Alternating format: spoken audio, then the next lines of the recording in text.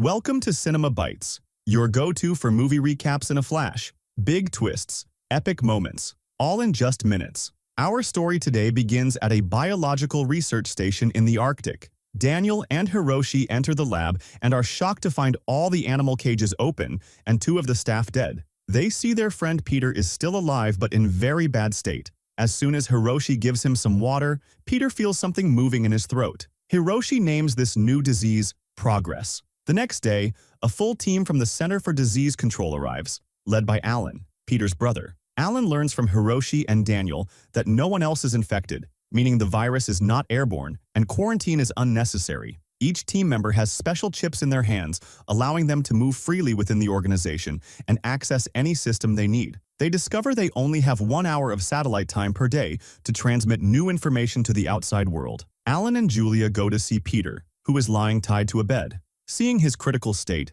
Alan is sure Peter won't live long. Julia takes a blood sample and asks Peter some questions, but he only responds with one phrase, the White Room. Julia is surprised to see Peter's blood is extremely black. Suddenly, Peter breaks free, throws her aside, steals the needle, and Alan is forced to subdue him and inject him with a sedative. Examining Peter's body, they discover all his tissues have transformed strangely, and his blood is thick and black. Meanwhile, Dorn and Sergio search Peter's lab and find genetically modified Russian rats. When Daniel insists they never used monkeys in their experiments, their suspicions grow. Sergio checks the drainage pipes and finds monkey hair, realizing Daniel lied. They search the whole facility and find a locked door that even their chips can't open. Sergio uses nitrogen to break the lock. Inside, they find many empty cages. Dorn smells monkeys and notices the cages are open from the inside. Suddenly, a monkey appears and tries to escape. When Dorn approaches, it turns violent and attacks her, forcing Sergio to kill it to protect her. Dorn notices strange pulsations coming from its neck.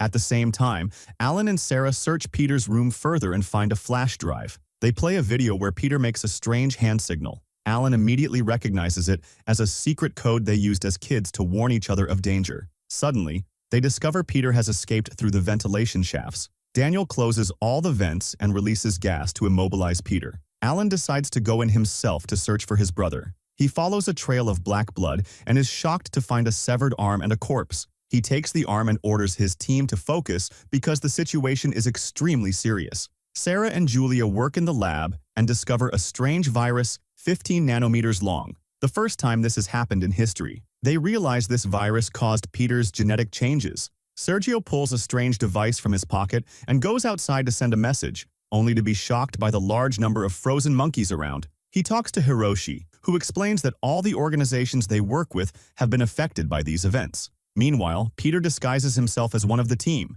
uses a chip to open a lock, enters a room, and kills everyone inside. The next day, Sarah interrogates all the doctors, Haven, Bryce, and Suleimani. 3 scientists manage to escape from Peter and try to save themselves. The whole team searches for the missing scientists. Dorn conducts a full examination of the monkey, and Tracy starts talking nervously, saying she doesn't want to go back to the White Room and speaks to someone who isn't there, claiming they wanted to use the virus as a nuclear weapon. She suddenly tries to escape, acts strangely, and Dorn stops her just in time. After a while, Tracy regains consciousness, apologizes, and then faints again. Checking the injection records, Julia discovers Peter injected the rats with a strange compound called Narvac. Some rats received Narvac 1, others Narvac 2.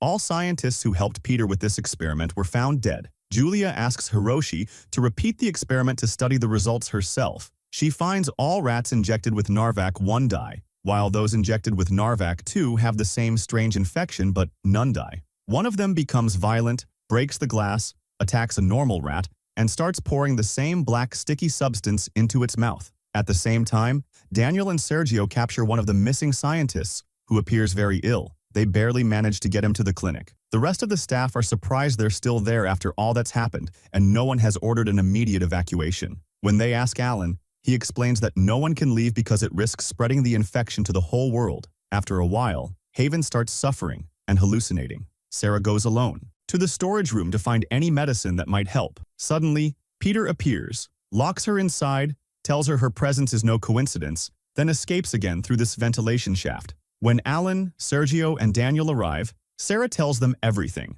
Sergio finds black blood in all the vents and suspects Peter is leaving a trail on purpose. He realizes Peter stole the camera and is right above them. The rest of the team rescues Sergio, who is found unconscious. Unfortunately, Peter escapes again, and no one can catch him. Sarah realizes no medicine is affecting Haven, who is getting worse. Bryce and Suleimani decide to take him out, but Sarah refuses and argues with them. Bryce threatens her to let him go. She calls security, and Alan goes himself to the isolation room, removes his suit to gain the scientist's trust, and they finally believe him and let Sarah go. Julia then talks to Alan and Sarah, explaining her test results. The rats injected with Narvac 2 seem to have transformed into another creature and behave with extreme aggression. She finds that this substance stimulates the brain and affects all the actions of its host, just like Peter does exactly, and Doreen and Tracy are taken to intensive care, hoping they might get better a bit. At the same time, Haven starts having a strange episode, and Sarah rushes to check on him and help him,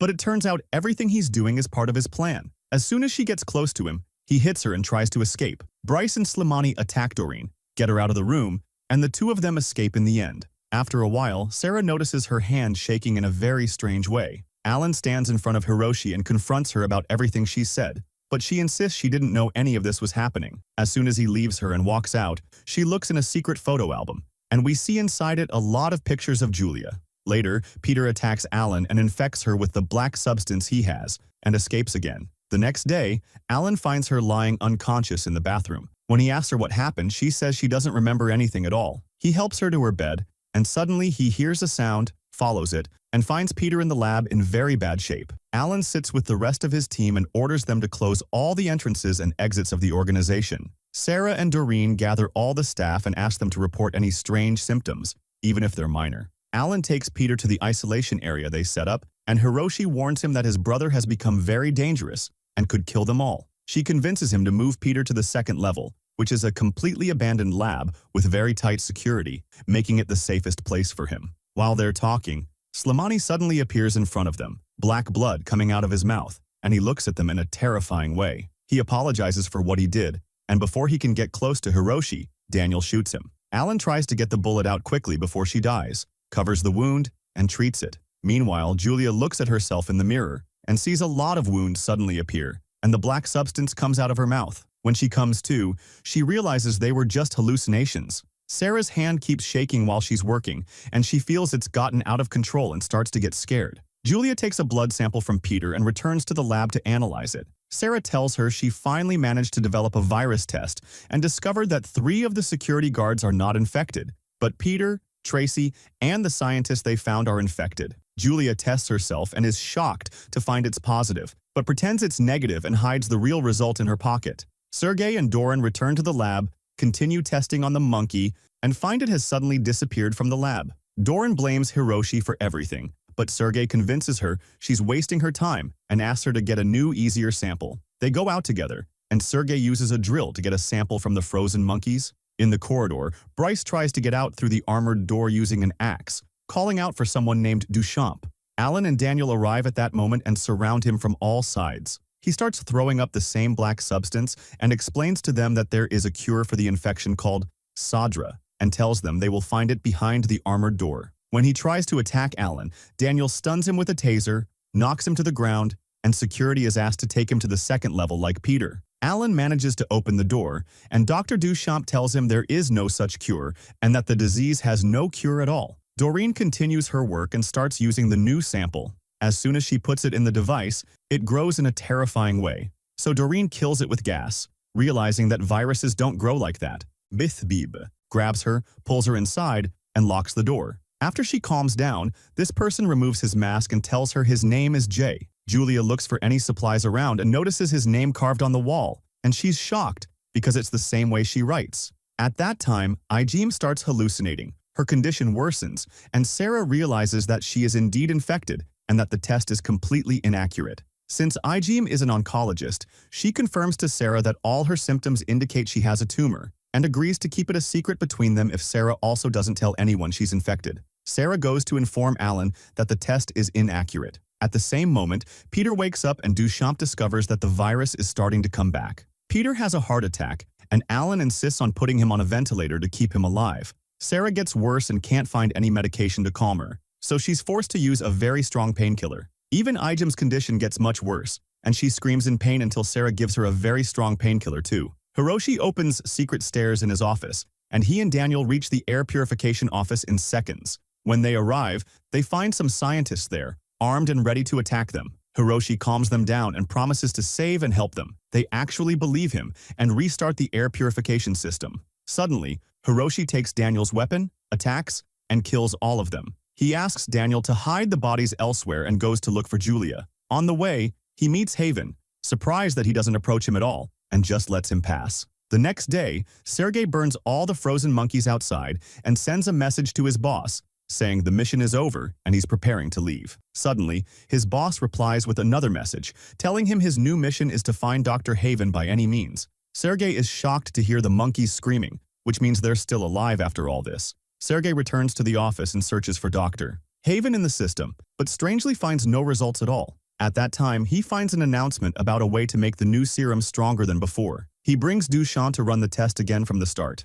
Hiroshi pretends he was attacked before reaching Julia, and tells her that some scientist tried to shut down the air system, attacked him, and tried to kill him. He convinces them to come with him to the other side of the facility quickly. Hiroshi and Julia manage to hide together in a room, but unfortunately Jay doesn't make it and is attacked and infected. Julia asks about the scars on his body, and Hiroshi explains that he was trying to save his daughter from death when the house caught fire, and that's how he got the scars. When they feel things have calmed down, they leave to continue on their way. Haven sees them and tries to catch them by any means. Jay stands in Haven's way and saves Julia's life at the right moment. They fight until Haven passes out. When it's all over, Julia is shocked to realize she was hallucinating and that Jay wasn't even with her. Alan finds Doreen's body lying in the lab and thinks someone intended to open the cages and get rid of her. When he checks the cameras, he discovers that all the footage is missing and is sure something is wrong behind what happened. When Alan leaves, Daniel checks the cameras again and notices that Sergei was walking in the corridors at the time of the crime.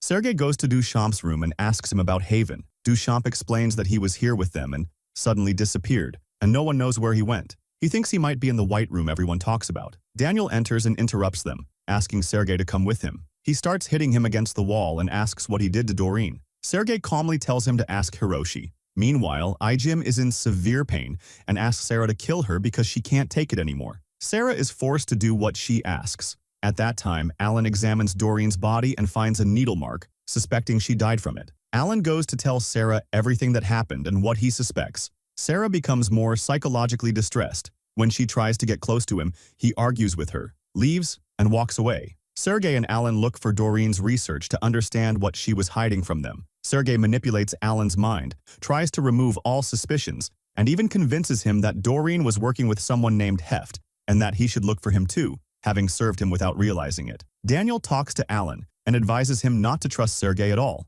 Alan actually goes to search Sergei's room and finds explosives, a special artificial organ dish, and even Doreen's research hidden. He sees a message indicating he found Heft in the White Room and is requesting evacuation. When Daniel learns all this, he quickly escapes. Alan goes to talk to Duchamp and tells him everything that happened. Duchamp explains that this is a signal for the North Pole. Daniel reaches a hidden place, presses a strange device, and things start appearing from under the ice. Suddenly, Sergei kills him, and we understand that this last message was just a trap. He traps them there, and Sergei grabs Heft's head, which appears along with many other heads rising from underground. He finds Alan in front of him and keeps beating him. Unfortunately, he defeats Alan easily, injures him, leaves him lying in the snow, and walks away. Luckily, Alan manages to grab the rope again and returns to the base with great difficulty. At the same time, Sergei sends a message to the manager, not knowing that Daniel has also set a trap for him. Daniel suddenly appears, stabs him, removes all the isolation gear from him, takes Heft's head, and quickly returns to the facility. On the sixth day, a mysterious person starts dragging Sergei's body away. On the second level, Julia sees her young daughter walking in the corridor and starts following her. Suddenly, she bumps into Peter and realizes she was seeing hallucinations again. She looks ahead and sees the little girl vomiting a black substance from her mouth, which makes her wake up suddenly. She is now certain that the infection has spread widely and that she is still locked in the room with Hiroshi. She hears one of them screaming for help, then faints. When she wakes up, Hiroshi gives her a sedative to help her sleep and rest more. He leaves her, quietly exits through the secret hallway after sealing the door, and makes sure she is safe. Back to Alan, who uses chemicals to dig a big hole in the ground so he and Sarah can get through to the second level. He uses fire to break the door in front of him.